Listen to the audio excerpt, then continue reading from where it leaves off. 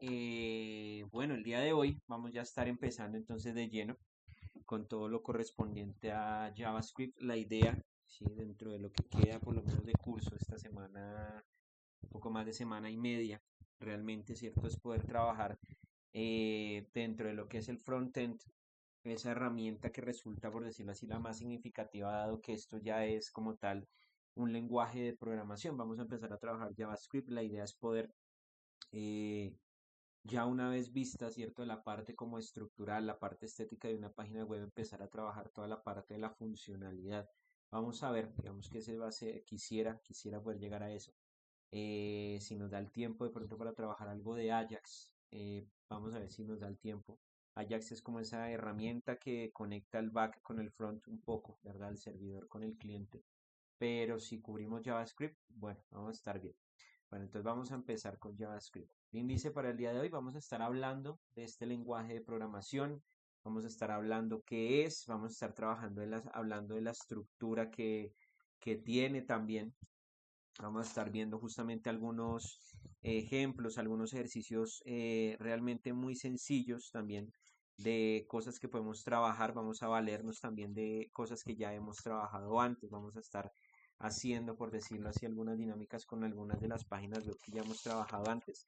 Pero la idea entonces es empezar a trabajar ya de lleno toda la parte de lo que es la funcionalidad dentro de estas páginas, porque realmente va a ser, encuentro yo, dentro de todo el trabajo, dentro de todo lo que vamos a hacer de este curso, va a ser lo más significativo.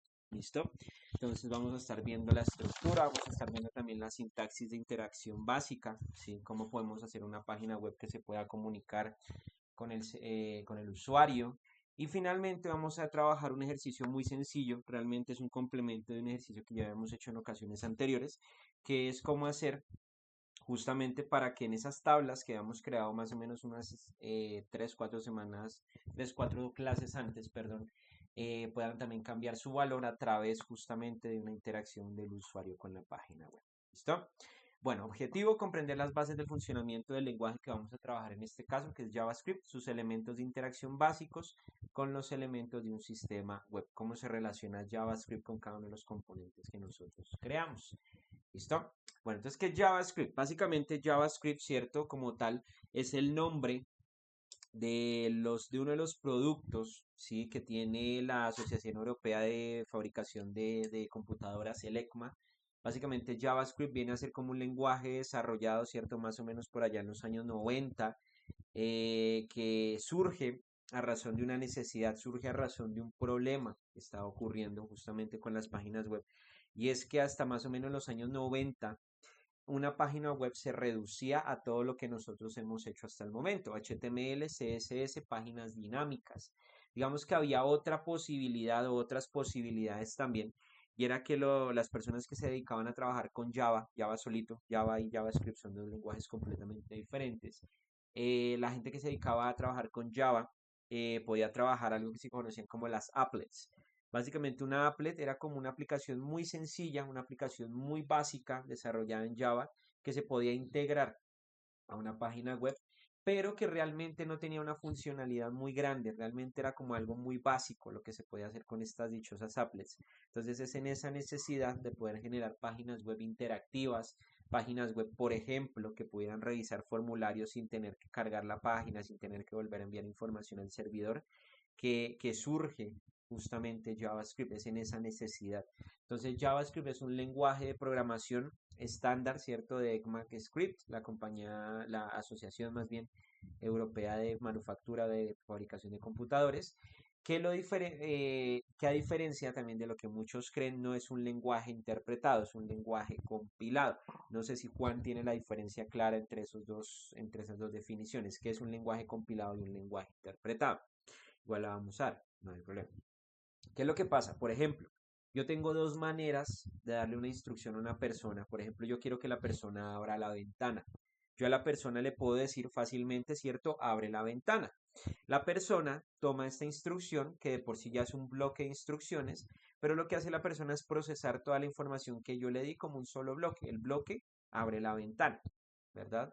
Procesa un montón de instrucciones bajo un solo bloque, bajo una sola lectura. Sin embargo, yo a la persona le puedo decir ponte de pie, camina 10 pasos hacia el frente, estira su brazo derecho, agarra el perno de la ventana, gíralo 45 grados y empuja suavemente la ventana hasta recostarla contra la pared. Es la misma manera, ¿cierto?, de haberle dicho abre la ventana. La cuestión fue que acá yo a la persona le di instrucción por instrucción. Sí, a diferencia de lo anterior, que realmente lo que hice fue compilar unos datos, compilar unas instrucciones y darle ya ese compilado. ¿Qué es lo que pasa? Que los lenguajes interpretados, como lo son por ejemplo Python, como lo son por ejemplo MATLAB, como lo son por ejemplo Algol, me parece que también es interpretado, son lenguajes que se leen línea por línea, ¿sí? Nuestro programa o nosotros más bien cuando los ejecutamos se ejecutan línea por línea. ¿Eso qué quiere decir? Que por ejemplo si yo tengo un código que tiene 1000 líneas de código, y mi error está en la línea 998, yo tengo que esperar 997 instrucciones ejecutadas para que el programa me diga que hay un error, porque ejecuta línea por línea. Sin embargo, un lenguaje compilado como lo son C++, como lo son Java, como lo es JavaScript, toman esa información por bloques y antes de ejecutarla tienen cierto que depurarla, tienen que compilarla y en ese proceso de compilación identifican si en alguna parte del código, si en alguna parte del programa, perdón, hay algún error, hay alguna línea que quedó mal escrita. Es por eso que yo antes de ejecutar el código, si tengo algún error, el programa, ¿cierto? Aunque el error esté en la última línea, el programa me va a decir, hay un error, hay que corregirlo. Eso es un lenguaje compilado. Es un lenguaje, por lo general, ¿cierto? Los lenguajes compilados suelen ser un poco más robustos, ¿sí? Como los son C++, Java, C Sharp, ¿verdad? Y los lenguajes interpretados suelen ser un poco menos robustos, un poco más fáciles de escribir también, pero suelen por lo general ser más lentos. Entonces, en este caso, Java básicamente es un lenguaje compilado. Ahora, también es un lenguaje usado en muchos entornos web, ¿cierto? Justamente la aplicación que nosotros vamos a darle en este contexto va a ser en una aplicación web, va a ser en un entorno web, ¿sí? ¿Cierto? En cosas de frontend, por ejemplo. Sin embargo, JavaScript también se puede usar para backend, para la parte del servidor. Por ejemplo, un framework o una librería que trabaja junto con JavaScript para alguien que se va a dedicar a hacer backend, la parte de manejo de información, servidores y demás, es Node.js, ¿sí? Node.js justamente sirve para trabajar toda la parte del backend, toda la parte de la manipulación de información, ir a bases de datos, pedir la información, ¿cierto? Eso también se puede hacer con JavaScript, pero pues nosotros por lo menos para fines de este curso solo lo vamos a limitar a lo que es el front-end. Y vamos a ver si alcanzamos un poco más adelante, seguramente finalizando el curso, alcanzamos a trabajar algunas cosas con Ajax. ¿Listo? Alcanzamos a acercarnos un poco a esa parte de los servidores. Bueno, ¿para qué JavaScript? Justamente lo que mencionábamos ahorita, ¿sí? JavaScript no es una camisa de fuerza a la hora de hablar de desarrollo web, pero sí hay algo que pasa y es que una página web sin JavaScript es una página web estática. No va a tener funcionalidades mayores, no nos va a permitir desarrollar formularios complejos, no nos va a poder, por ejemplo, tener una reacción de la página web que resulte funcional con exigencias mayores. ¿Sí? Vamos a tener una página web demasiado limitada. De hecho, por ejemplo, todo lo que son ventas por internet, todo lo que son redes sociales, aplicativos, APIs, todo eso básicamente implementa JavaScript. Entonces, independientemente de que busquemos una página estática, sencilla, una página dinámica, siempre es mejor conocer, siempre es mejor saber algo de JavaScript para poder darle un plus a esa página, para poderle dar algo más. Entonces, aunque no es estrictamente indispensable, como se menciona acá, es prácticamente obligatorio si se quiere hacer una buena página web. ¿Listo? Entonces, por eso JavaScript, por eso fue que no nos quedamos solo con HTML y CSS. ¿Listo? Entonces, ¿qué es lo que pasa? Ya habíamos mencionado, realmente esta imagen que está al costado derecho no es nueva, que nuestra base o la base de nuestro código son los archivos en HTML. Esos archivos, sin embargo, requerían una parte estética que ya vimos cómo trabajarla en CSS, se vincula a través de la etiqueta link, pero en este caso particular, ahora que vamos a trabajar la parte funcional, ¿cierto? Tenemos que también mirar la manera de enlazar ese archivo de JavaScript con el archivo de HTML. ¿Eso cómo lo vamos a hacer? Lo vamos a hacer a través de la etiqueta script. Esto a través de la etiqueta script es que nosotros vamos a relacionar el archivo de JavaScript con nuestro archivo de HTML. Aquí está una sintaxis muy sencilla, realmente muy básica. Ponemos simplemente la etiqueta script. La etiqueta script tiene apertura, tiene cierre, tiene más cosas, ambos componentes. Y el modificador que vamos a poner es src de source. Entonces src igual al nombre de nuestro archivo, ¿sí? .js. ¿Por qué? Porque .js es la extensión de los archivos de JavaScript. ¿Listo? Acá tres hitos importantes o tres cositas importantes realmente a tener en cuenta. Como mencionábamos ahorita, JavaScript surge más o menos por el año 1994. Hay una competencia grande entre Netscape, ¿sí? Netscape Navigator y Internet Explorer.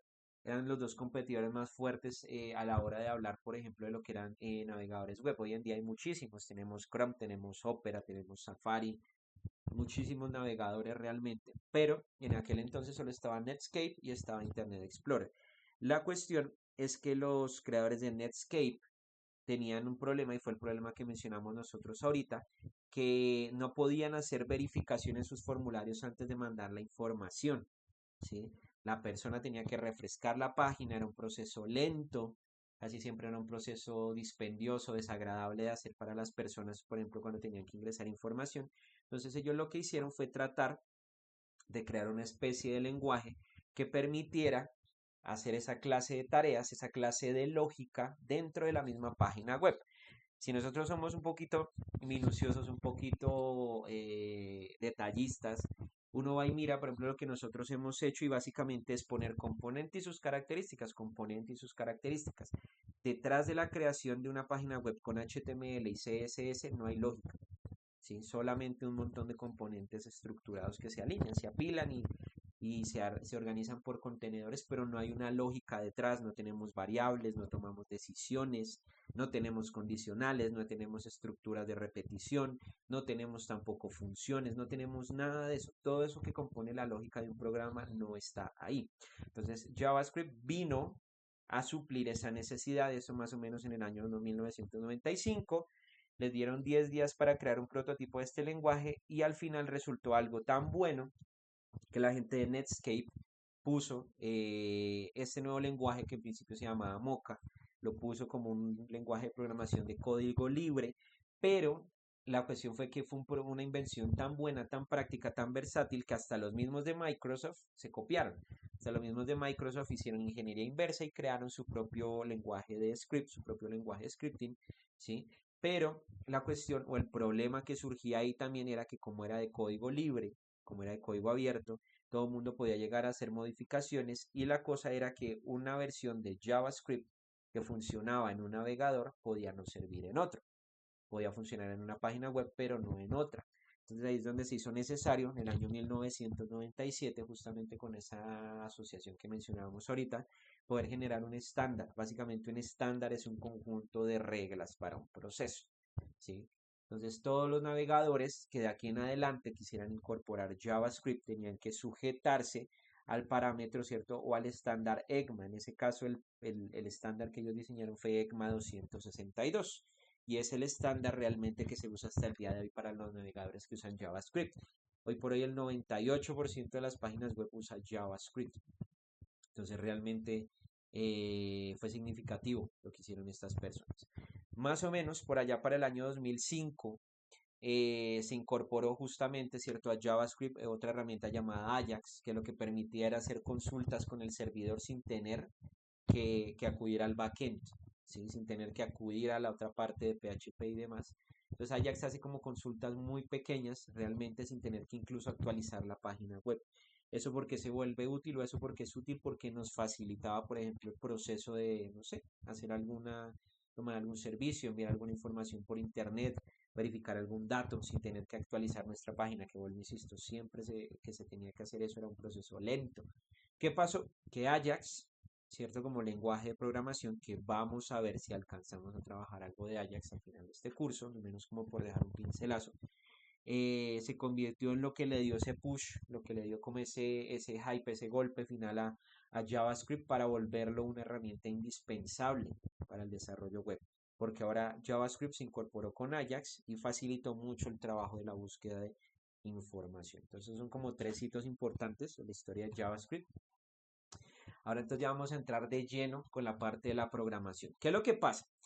Nosotros vamos a empezar esta parte o este módulo de JavaScript hablando de una herramienta que siempre uno tiene que buscar. Siempre, Juan, siempre que una de las personas que vea este video después, siempre que nosotros busquemos aprender un lenguaje de programación, hay algo que tenemos que mirar, ¿sí? Y eso es, si se puede, lo primero. ¿Cómo es que este lenguaje de programación me permite a mí interactuar con el código, con lo que estoy haciendo, con mi aplicación, con mi página web, con mi API? ¿Cómo ese lenguaje me permite interactuar?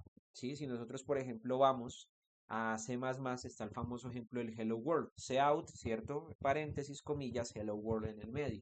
Si vamos a Java, ¿cierto? Vamos a encontrar el system.out.println, ¿cierto? Entre comillas, sí, Hello World.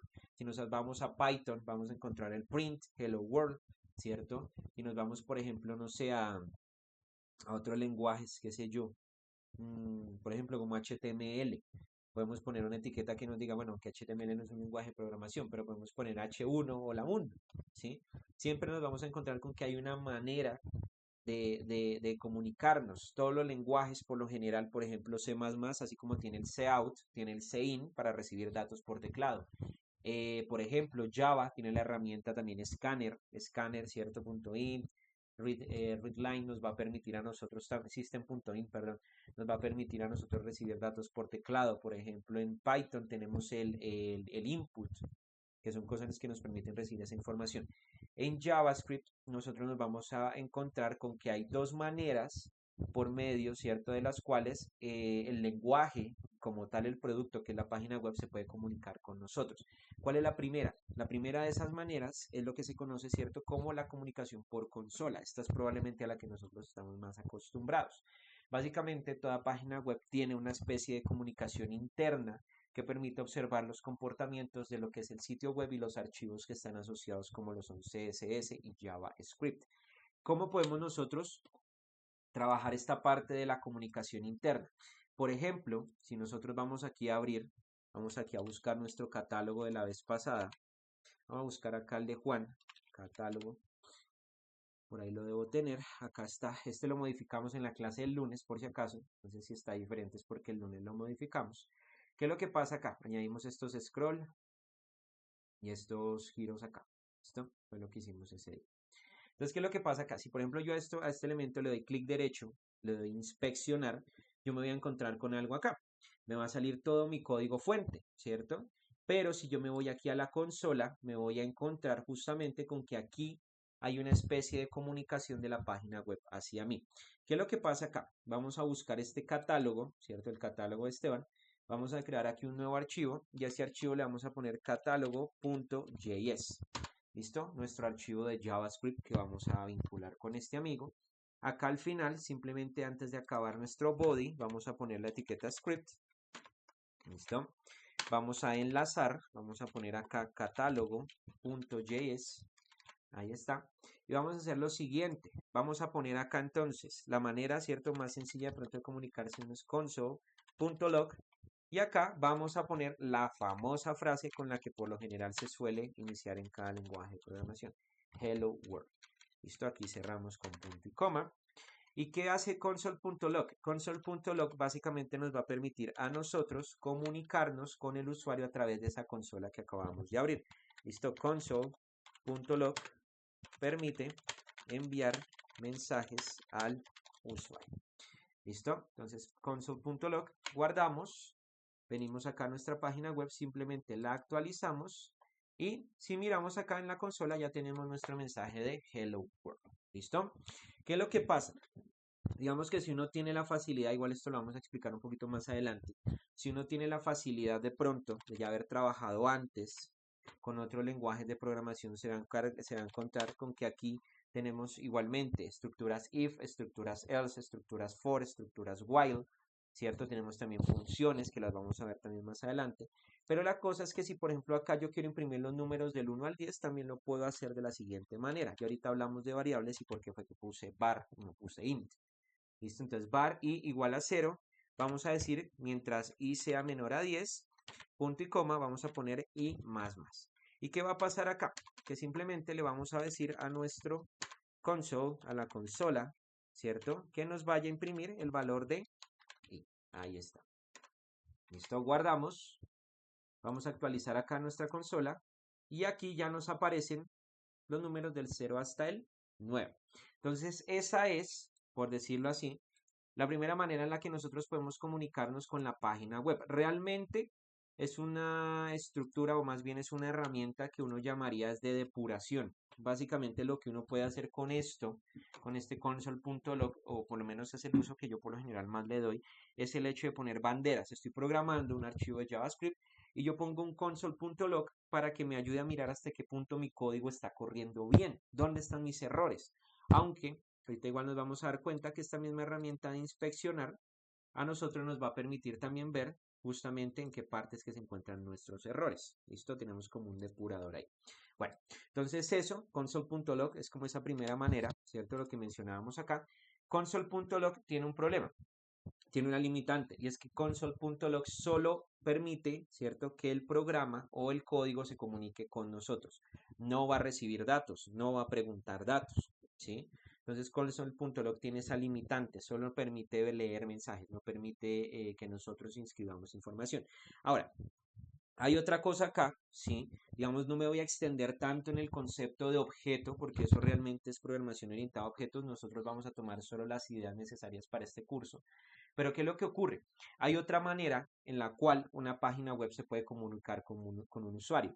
Esa manera es lo que se conoce como el objeto window. ¿Qué hace el objeto window? Por si acaso no es el personaje ese de Star Wars ni nada, el negrito, no, no, no.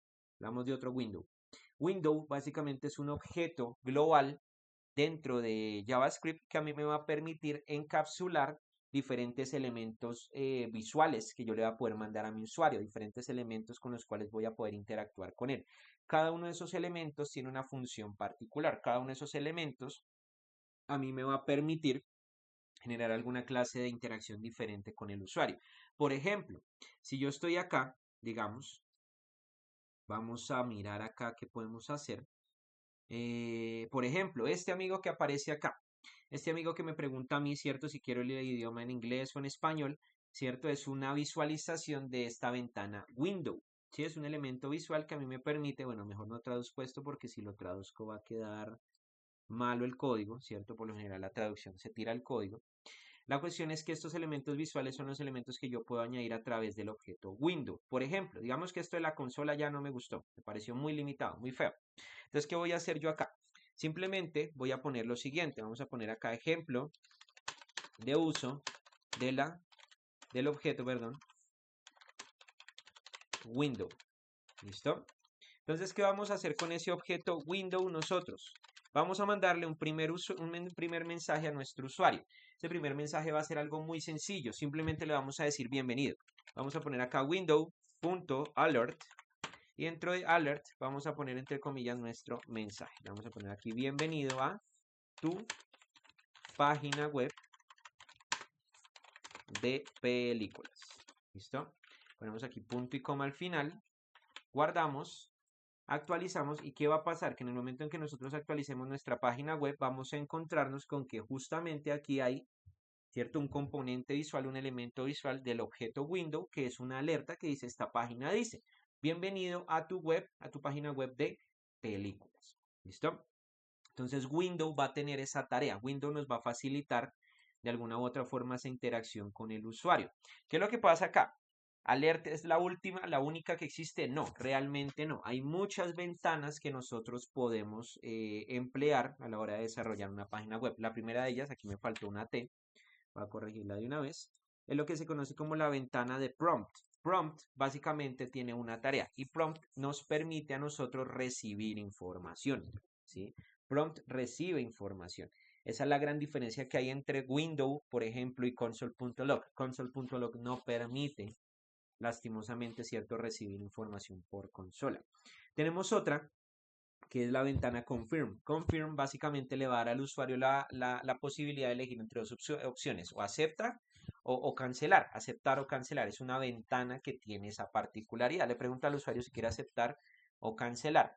Pero esa respuesta que el usuario dé, nosotros la podemos guardar en otra variable, perdón, para tomar decisiones al respecto. Por ejemplo, si el usuario dice aceptar, aceptar en la pregunta que le hacemos, podemos nosotros usar esa respuesta para tomar otra clase de decisiones. Alert, por ejemplo, que fue la que manipulamos ahorita, solo nos permite mandarle mensajes, no recibe información. Open resulta importante. ¿Por qué? Porque Open nos va a permitir a nosotros abrir otra página web, otra página dentro de nuestro navegador. A diferencia de lo que hace Close. Window.close, lo que va a hacer es cerrar la página web. Hay dos que yo marqué con rojo, las vamos a trabajar más adelante, ¿cierto? Cuando trabajemos ya lo que son, eh, no voy a decir que programación asincrónica, porque realmente JavaScript no tiene programación asincrónica, solo trabaja con un hilo, solo hace una tarea a la vez, pero estas dos funciones que son setInterval y setTimeout, lo que nos van a permitir a nosotros es realizar tareas en cualquier instante o en un instante programado. Por ejemplo, setTimeout nos va a permitir a nosotros ejecutar una función después de un lapso predeterminado. Por ejemplo, encendí mi página web, abrí mi página web y yo quiero que a los 15 segundos me muestre un mensaje con una promoción. Programo un setTimeout, window.setTimeout, paso la función que quiero que se ejecute, el lapso de espera que quiero, mi función se ejecuta, pero solo se ejecuta una sola vez. A diferencia, por ejemplo, de lo que hace setInterval. SetInterval lo que hace es crearme como una especie de loop que se va a estar repitiendo. SetInterval lo vamos a estar usando, la otra clase, que trabajemos ya para que dentro de nuestra página web las imágenes, ¿cierto? Dentro de un catálogo, más que un catálogo, las imágenes dentro de una pantalla, dentro de un display, cambien solas, ¿sí? Después de un lapso de tiempo, para que nosotros no tengamos que estarle dando para que se cambien, ¿listo? Entonces la vamos a usar la siguiente clase, setTimeout, setInterval, ¿sí? Por eso las marqué en rojo, porque son funciones asíncronas, son funciones que se trabajan en otro espacio, en otro loop de tiempo, ¿sí? Mientras que prompt, confirm, alert, open, close se manejan en el hilo principal que nosotros estamos trabajando, ¿listo? Yo sé que ahorita puede sonar un poquito enredado, pero ya ahí más adelante nos vamos a dar cuenta que realmente es supremamente, es muy fácil. Entonces vamos con el ejemplo de hoy. Vamos ahora sí a echar código. ¿Listo? Entonces, ¿qué es lo que pasa? Lo primero que nosotros vamos a hacer, según lo que nos pide este ejemplo, es que tenemos que crear una clave de acceso, ¿cierto? Y dice, por medio de JavaScript generemos un verificador de clave para acceder a nuestra página web. Aquí voy a aprovechar esto realmente para explicar varias cositas respecto a JavaScript, no tanto como herramienta de desarrollo web, sino como lenguaje. ¿Cuál es la cosa? Que si uno viene de pronto de entornos como C++, de entornos como Java, JavaScript va a ser mucho más sencillo. ¿Por qué? Porque realmente la sintaxis, como decíamos ahorita, es muy robusta, tiene muchos componentes y demás. De pronto, si uno viene de lenguajes como Python, puede que resulte un poco más compleja de aprender la sintaxis, pero no es una cuestión, no es un salto muy significativo tampoco, ¿sí? Digamos que aquí lo que nosotros vamos a hacer es que vamos a tomar los espaciados, las tabulaciones de Python, la sangría de Python al inicio, y la vamos a convertir en corchetes, nada más, ¿listo? Entonces vamos con nuestra primera parte, ¿cierto? Aquí vamos a poner creación y verificación de contraseña. Esto es lo primero que nosotros vamos a hacer. Entonces, ¿qué es lo que pasa acá? A diferencia de otros lenguajes, la otra clase vamos a hablar un poquito más de eso, JavaScript es un lenguaje débilmente tipado. ¿Eso qué quiere decir? Que yo cuando quiera crear una variable, no tengo que poner el tipo de dato que voy a emplear. Yo simplemente creo mi variable, le asigno un valor y JavaScript se va a encargar de darle un tipo de dato por defecto, el tipo de dato que mejor se adapte al dato que yo le acabo de poner. Hay un JavaScript, bueno, digamos que si nosotros lo viéramos, por ejemplo, en C++, si yo quisiera crear un entero, lo primero que hubiera tenido que haber puesto era int, ¿cierto? Por ejemplo, si yo hubiera querido poner, no sé, en Python, bueno, Python también es débilmente tipado, Python no necesitaba eso. Pero entonces la cuestión es que en otro lenguaje, ¿cierto? Yo sí hubiera tenido que hacer eso. En Java, en C++, por ejemplo, para crear una cadena de texto hubiera tenido que poner string. Si hubiera querido, por ejemplo, un carácter, hubiera tenido que poner char, ¿cierto? Si hubiera querido, por ejemplo, colocar un booleano, hubiera tenido que poner boolean, ¿cierto? Y así con cada uno de esos datos. Por ejemplo, integer, hubiera tenido que usarlo en Java, ¿verdad? Pero la cuestión, ¿cuál es? Un float, si quería crear un decimal.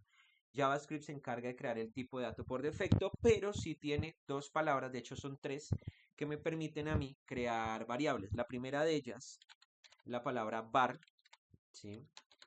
Var lo que va a permitir es crear, acá lo vamos a poner, var crea variables globales. ¿Qué quiere decir eso? Que una variable que yo creo al inicio bajo la palabra var va a ser una variable que va a funcionar para todas las funciones, para todas las estructuras que yo cree después. La otra, por ejemplo, que tengo es la palabra let. Let tiene una limitante y es que solo crea variables globales. Por ejemplo, si yo creo una variable let dentro de un if, dentro de un for, dentro de una función, solo me va a servir para esas funciones, solo me va a servir para ese if, solo me sirve para ese for. Una vez se ejecuta esa función, se ejecuta ese if, se ejecuta ese for, la variable desaparece, no se puede volver a usar.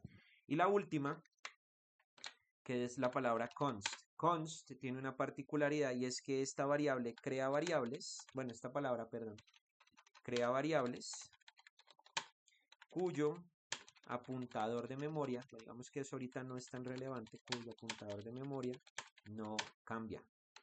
¿Listo? Cuyo apuntador de memoria no cambia. Ahí está. ¿Listo? Entonces básicamente siempre vamos a estar apuntando al mismo espacio de memoria. Bueno, vamos entonces ahora sí con nuestro ejemplo porque nos distrajimos acá un poco. Entonces, ¿qué vamos a hacer nosotros? Lo primero que vamos a hacer entonces es crear una variable. A esa variable le vamos a poner password. Y vamos a decir que esa es la contraseña que nosotros queremos fijar para nuestra página web, la que no le vamos a dar a todo el mundo. Vamos a decir primeramente que esa contraseña vale 1, 2, 3, 4. ¿Listo? ¿Por qué lo puse así? ¿Por qué lo puse con texto? Porque realmente cuando nosotros vemos, ¿cierto? La entrada de window.prompt solo recibe texto, solo recibe strings, cadenas de texto. La siguiente clase, confiando en Dios, ¿cierto? Vamos a ver cómo poder hacer ese cambio, ese casteo de un tipo de dato a otro. Pues entonces ya creamos esto. ¿Qué es lo siguiente que vamos a hacer nosotros? Vamos a crear otra variable, input, y vamos a decir lo siguiente. Vamos a decir que esta variable input va a guardar lo que el usuario ingrese a través de un prompt del objeto window. Entonces ponemos aquí window.prompt y entre comillas vamos a poner ingrese la clave de acceso para entrar al sitio web. ¿Listo? Eso es lo que nosotros vamos a estar haciendo ahí. Ya sabemos que nuestra clave es 1, 2, 3, 4, pero la persona para poder entrar a la página web va a tener que ingresar la contraseña correcta. Si no, no lo vamos a dejar accesar. ¿Y cómo nos vamos a nosotros cerciorar de que realmente lo podamos dejar accesar a esa variable o a esa página web? Vamos a poner aquí un while. ¿Listo? Simplemente vamos a poner aquí un while y vamos a poner lo siguiente. Mientras input sea diferente del password que nosotros fijamos, vamos a volverle a preguntar a la persona esto mismo. Le vamos a pedir nuevamente que ingrese la contraseña. ¿Qué es lo que pasa? Nuevamente, diferencias significativas con Python. Nosotros en Python probablemente si venimos de ese entorno de programación hubiéramos puesto, ¿cierto? Input is not password, ¿cierto? Si nosotros queríamos verificar que ambas cosas fueran iguales. En este caso, simplemente lo vamos a reemplazar por un operador de comparación que es el operador negación, que es el símbolo de admiración hacia abajo, y el igual. Ese es el operador de negación, operador de no igualdad, operador de no igualdad. ¿Listo? Entonces, mientras nuestro input o lo que ingresó el usuario sea diferente del password que nosotros fijamos, ¿qué va a pasar? Que le vamos a seguir preguntando la contraseña hasta que realmente pueda ingresar. Entonces, vamos a guardar acá, vamos a actualizar nuestra página web. ¿Y qué es lo que ocurre? Que ahora apenas ingresamos, lo primero que nos pregunta es la clave. Digamos que yo meto la clave mal, 25. Me va a volver a preguntar, no me deja accesar. ¿Listo? 357, 159, 258, no me deja accesar. Pero si yo añado, o si más bien ingreso 1, 2, 3, 4, ahora sí me dejo accesar. Entonces ahí vemos, realmente es cierto que tenemos una manera muy fácil, ¿cierto? De poder verificar una contraseña para una página web si no queremos que se ingrese a ese dato, si no queremos que vean lo que estamos haciendo, ¿cierto? Pero entonces, ¿qué es lo que pasa acá? Ya tenemos eso, ya tenemos una clave que verifica. Entonces, ¿qué es lo que pasa acá? Dice, con el mismo script, demos al usuario la opción de seguir en la página o de salir de la página web. ¿Qué es lo que pasa acá? Habíamos dicho que dentro de los objetos visualizables de Windows teníamos uno que se llamaba confirm. Vamos a usar confirm en este caso. Vamos a poner lo siguiente. Vamos a poner acá var, vamos a poner answer, ¿cierto? Va a ser igual a window.confirm y vamos a preguntarle al usuario dentro de esa ventana de confirm, vamos a ponerlo aquí con buena ortografía, deseas continuar en la página web. ¿Listo? Entonces le hacemos una pregunta muy simple, solo tiene dos opciones, no tiene más. La cuestión cuál es, que esa variable answer solo tiene dos valores posibles, o verdadero o falso. La función confirm o la ventana de confirm solo nos da dos respuestas posibles, o verdadero o falso. ¿Dónde se va a guardar esa respuesta del usuario? Acá, en la variable answer. Entonces, ¿qué vamos a hacer nosotros? Vamos a hacer una verificación simple, ¿sí? Se hace una verificación simple de la respuesta. Hay una herramienta que se usa en la gran mayoría de los lenguajes estructurados, en Python también está, que es if y else. If básicamente lo que va a permitir es verificar una condición lógica. Si algo es verdadero, se ejecuta una acción. Si algo no es verdadero o no cumple con la condición que le dimos, se ejecuta una acción por defecto. En Python hay algo, y es que en Python, yo no sé por qué harían eso, al creador de Python le dio por invocar a una niña turca de una novela, ¿cierto? Y le dio por comprimir else con if para crear a el if. Eso acá en JavaScript no existe, no está. ¿Listo? Tenemos que manejarlos por separado. Entonces, ¿qué vamos a hacer nosotros? Simplemente vamos a poner acá if y entre paréntesis vamos a poner answer, nuestra condición, ¿sí? Dependiendo del estado de answer, vamos a tomar dos caminos diferentes, if y else. Por si acaso, como decía ahorita, acá la sintaxis cambia. ¿Sí? Acá nosotros tenemos que poner la condición dentro de paréntesis, pero las acciones a ejecutarse las vamos a poner dentro de corchetes. ¿Listo? Eso, así es como JavaScript maneja realmente esta parte de las condiciones lógicas. ¿Listo? Yo, siendo muy sincero, yo prefiero esto que lo que hace Python. Python para mí es muy enredado y a veces por un espacio se va todo el código al traste. ¿Listo? Entonces ahí está. Si answer, ¿cierto? Es verdadero, ¿qué vamos nosotros a decir? Simplemente le vamos a decir a nuestro usuario window.alert. Le vamos a poner acá un mensaje que diga, entre comillas, bienvenido a tu página web. ¿Listo? En caso de que la persona desee continuar. En caso contrario, en caso de que no quiera, simplemente le vamos a poner acá a la persona. Ponerle window. En ese caso vamos a poner close. Window.close. ¿Qué va a hacer window.close? Simplemente nos va a cerrar la página web. Entonces, guardamos acá. Actualizamos nuestra página web. ¿Y qué es lo que ocurre? Primero nos va a pedir la contraseña. ¿Qué es lo que pasa? Cada vez que yo vuelva a actualizar la página web, él va a volver a cargar el archivo de JavaScript y lo va a ejecutar. Voy a poner 1, 2, 3, 4. Y ahora me va a preguntar si deseo continuar en la página web. Por ahora le vamos a decir que sí. Si deseamos continuar en la página web, nos dice bienvenido a tu página web. Vamos con el caso contrario. Volvemos aquí a actualizar. Le vamos a poner 1, 2, 3, 4. Nos pregunta, ¿deseas continuar en la página web? Simplemente le vamos a decir que no. ¿Y qué pasó? Que automáticamente nos cierra nuestra página. Eso es lo que hace window.close. ¿Listo? Entonces ahora vamos a regresar acá un momento. Vamos a volver a abrir acá nuestra página. Ahí está. Ingresamos nuestra contraseña. Simplemente le damos que sí deseamos continuar. Nos dice bienvenido. Muchas gracias. Y ahí se carga el contenido de nuestra página. ¿Listo? Eso es lo que tenemos por ahora. Ya cumplimos con dos de esos valores.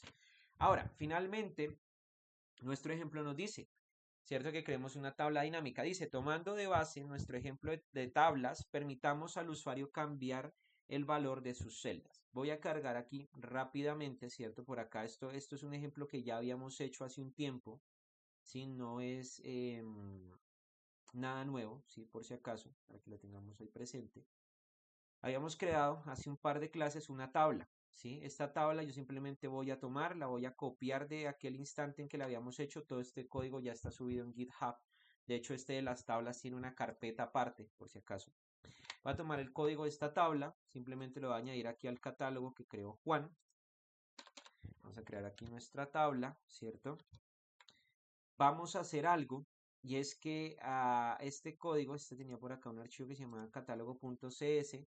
nosotros habíamos dicho que a esta página o a este catálogo, a esta tabla, ¿cierto? Le habíamos añadido también unas características y era que cuando la persona pusiera el clic en alguna de las celdas, cambiaran la apariencia, ¿cierto? De la tabla. Eso ya está, eso ya lo habíamos hecho en clases anteriores. No voy a repetirlo acá, simplemente lo estoy pasando a un archivo nuevo. ¿Listo? Ahí está. Entonces simplemente copiamos lo de CSS, copiamos la tabla, la volvimos a crear, no hemos hecho nada raro, por si acaso, simplemente creamos nuestra tabla acá, guardamos. Acá este archivo ya está vinculado, actualizamos, bueno, nos pide la contraseña, ya quedó ahí como algo permanente. ¿Qué es lo que pasa? Tenemos nuestra tabla abajo. Vuelvo, insisto, esta tabla ya se había hecho en una clase anterior, simplemente la estamos reciclando nosotros. Pero ¿qué es lo que pasa? En aquella clase nosotros habíamos dicho que al hacer clic acá se tenían que mostrar las coordenadas de la página, las coordenadas de la celda. En esta clase vamos a modificar eso para que ya no nos muestre las coordenadas de la celda, que realmente es algo bastante poco útil realmente. ¿Qué vamos a hacer nosotros? Simplemente al hacer clic vamos a cambiar el valor que está inscrito en la celda. ¿Listo? Entonces para eso simplemente nos vamos a ir a nuestro archivo de JavaScript y acá vamos a poner un simple comentario. Vamos a poner en ese comentario que está ahí, ¿cierto? Modificación de nuestra tabla dinámica. ¿Listo? Entonces, ¿qué vamos a hacer para poder hacer esa modificación de esa tabla dinámica? Lo primero que vamos a hacer es que vamos a crear una función, ¿sí? Esa función, vamos adelante, vamos a explicar cómo se trabajan funciones cuando trabajemos lo que son callbacks, add, event listener y demás cosas, event listener, vamos a trabajar más adelante. Aquí para crear una función en JavaScript, la palabra que yo voy a usar para tal fin, ¿cierto? Va a ser la palabra function. Esto a través de function, aquí a ver si la tomo. Function, sí la tomo. Function statement, ahí está. Entonces, ¿qué es lo que pasa? Para crear una función, la función, ¿cierto? Debe llevar un nombre, debe llevar también unos parámetros y unos procesos que se van a hacer por dentro. En este caso, a nuestra función vamos a ponerle simplemente tabla. Pongámosle tabla. Y vamos a decir que el argumento que nosotros vamos a pasarle a esta función va a ser un evento. ¿Cuál va a ser ese evento que nosotros le vamos a pasar? El hecho de que el usuario haga clic en la celda. ¿Listo? Entonces, ¿qué vamos a decir nosotros? Vamos a poner aquí un if, ¿cierto? Vamos a poner entonces que si ese evento, un evento es cualquier clase de interacción que el usuario haga con la página. Si ese evento, o más bien, si el objeto, el target sobre el cual el usuario hizo clic, tag name, tiene un tag o un nombre de etiqueta igual a td, en ese caso stable data, ¿cierto? Las celdas de la tabla, ¿sí? Si el objetivo o el lugar donde el usuario dio clic tiene una etiqueta td, es un dato dentro de nuestra tabla, vamos a hacer lo siguiente. Vamos a crear una variable, vamos a poner let, acá le vamos a poner value, le podemos poner como queramos esa variable, y vamos a decir que esa variable value va a guardar lo que el usuario ingrese a través de una ventanita prompt. ¿Listo? Prompt, recordemos, es para guardar datos, para recibir datos. Entonces le vamos a poner acá, ingrese el nuevo valor de la celda, lo que le vamos a poner ahí. ¿Y qué vamos a poner nosotros? Simplemente vamos a poner event, ¿cierto? Punto target. En ese caso estamos hablando de la celda a la cual le dimos clic. ¿Y qué es lo que pasa acá? Esto también lo vamos a explicar un poquito más adelante cuando trabajemos todo lo que tiene que ver con nodos. Pero la palabra inner, hay que familiarizarnos con esos términos en inglés. Inner significa interno. ¿Qué vamos a decir nosotros? Que esa celda, event.target, la celda sobre la cual nosotros hicimos clic, va a tomar su código interno de HTML y lo va a cambiar. Ese cambio dentro de la celda, ¿cierto? ¿Para qué va a ser? Para que la celda guarde el valor que el usuario acabó de ingresar. En ese caso, ese valor o esa variable nosotros lo guardamos dentro de value. ¿Listo? Y entonces, ¿qué hicimos acá? Vamos a recopilar un poco, ¿cierto? Creamos una función, se llama tabla, ahorita la vamos a llamar. Esa función reacciona cuando ocurra algún evento, en ese caso el evento va a ser un clic, ¿sí? ¿Y qué es lo que ocurre acá? Nuevamente, que cuando la persona dé clic, ¿cierto? Sobre alguna de las celdas, y el tag de esa celda, ¿cierto? Sea TD, vamos a pedirle un valor a la persona para que lo ingrese a través de window.prompt. Guardamos ese valor dentro del código interno de la celda. Por eso dice inner HTML o HTML interno, es el código interno. Y lo vamos a guardar. Finalmente, entonces, ¿qué es lo que vamos a hacer? A nuestra tabla, ¿sí? En ese caso, creo que me va a tocar a esa tabla ponerle ahorita un identificador de esos de CSS. Le vamos a poner a esto add event listener y vamos a poner el nombre de nuestro evento. En este caso, la función que va a activar, el evento que vamos a activar esa función va a ser un click y vamos a llamar nuestra función tabla. Esta es la función que creamos ahorita. Entonces, ¿cómo nos vamos a asegurar de que realmente esto se active cuando se dé clic en la tabla? Nos vamos a venir aquí a nuestro catálogo y vamos a verificar acá que este identificador, ¿cierto?, esté debidamente modificado. Este le vamos a poner tabla nomás.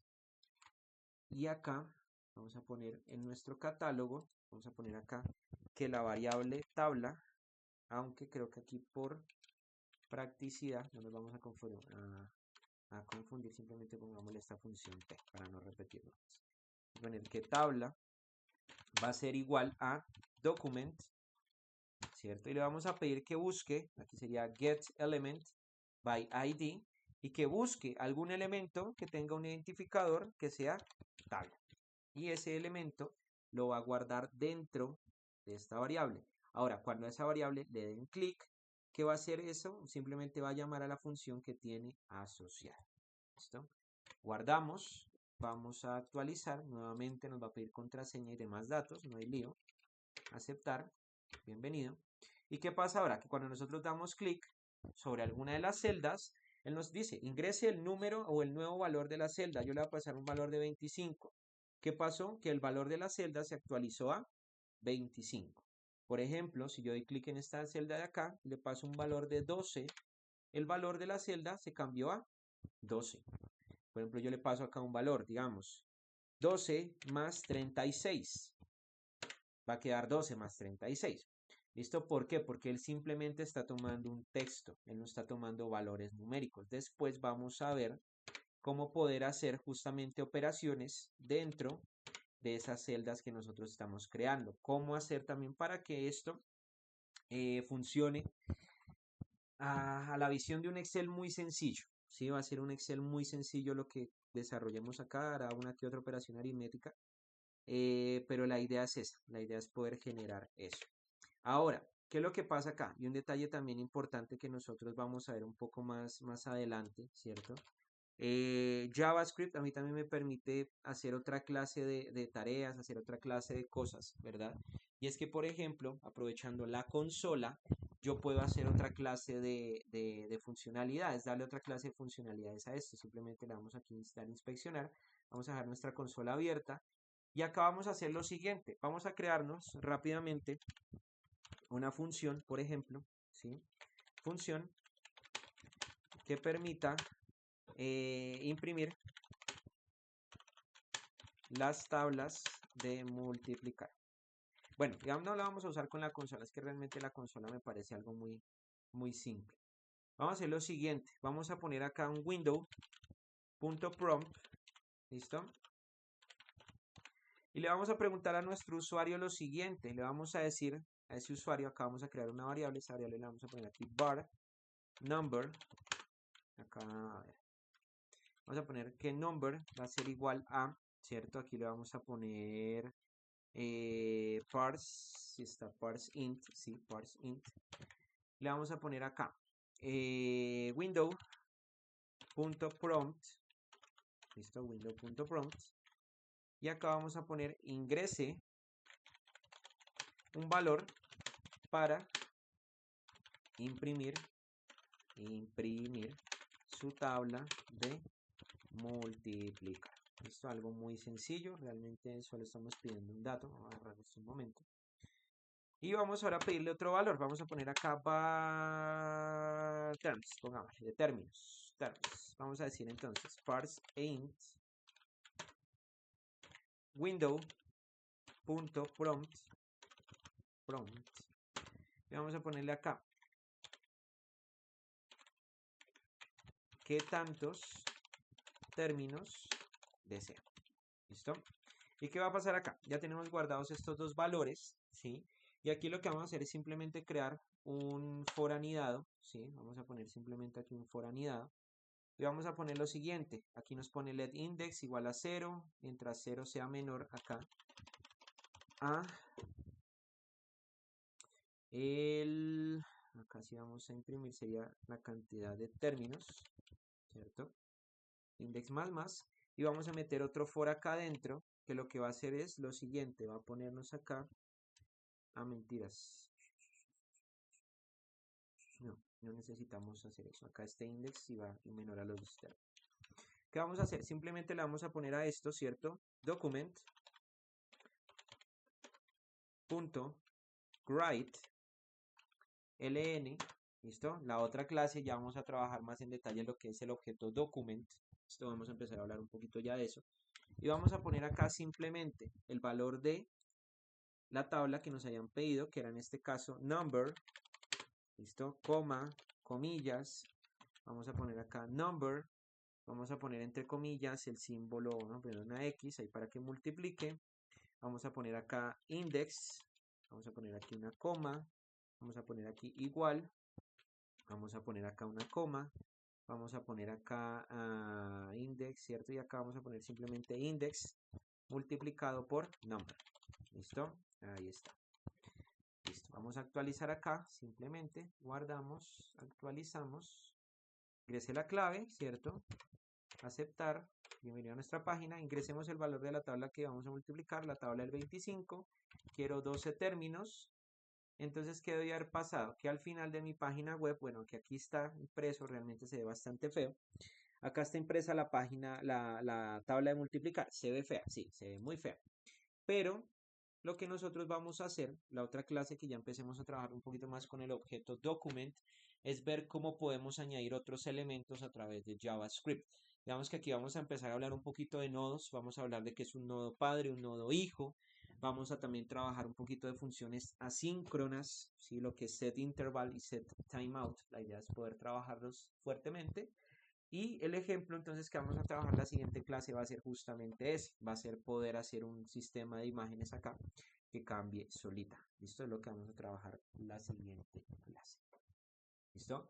Entonces no sé, Juan, si hasta el momento alguna pregunta. Yo sé que hoy arrancamos fuerte con JavaScript, pero vamos que todas estas cosas igual se van a ir desentramando un poquito más. No sé si hasta el momento hay alguna pregunta.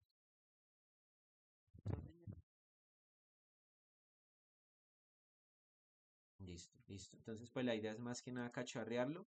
La de las ventanas, pues esto es realmente bastante simple. La lógica es la misma de otros lenguajes de programación. Hay if, hay else, hay while, hay for, todo eso. ¿Listo? Entonces no va a haber como mucha diferencia tampoco con eso. ¿Listo? Bueno, listo, pues ahí Juan se dio cuenta que agarramos su catálogo aquí de carne de cañón.